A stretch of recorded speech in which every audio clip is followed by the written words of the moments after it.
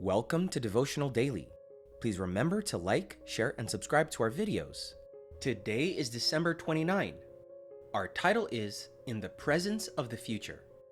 Nevertheless, we, according to his promise, look for new heavens and a new earth, in which righteousness dwells. 2 Peter 3:13. He was just a little boy. His mother had died during his birth. Now, his father had promised to take him on a picnic. The boy had never been on such an outing. He was radiant, so happy that his eyes shone with anticipation. The food was ready and packed up. All the necessary equipment was already in the car. His father had put him to bed, but the boy was so euphoric that he couldn't sleep. It didn't take long for light footsteps to cross the living room towards the father's room. He gently shook his father, who slowly opened his sleepy eyes. "Son, what are you doing awake?" "Dad, I'm so happy about tomorrow that I can't sleep."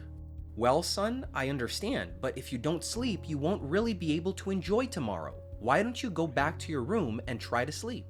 After hugging his father, the boy went back to his bed. Soon enough, the father fell asleep. His son, however, did not. A few moments later, the same footsteps crossed the living room and approached his father's bed.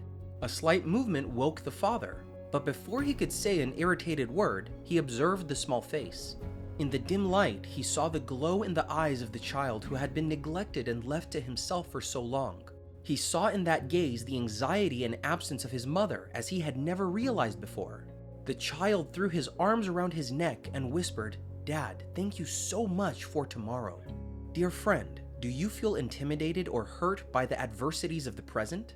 Remember, for Christians, the best is yet to come. Thank God, because finally the glorious and beautiful tomorrow will come, perfectly correcting all the wrongs and perplexities of life. Without a doubt, the end of things will ultimately be better than their beginning.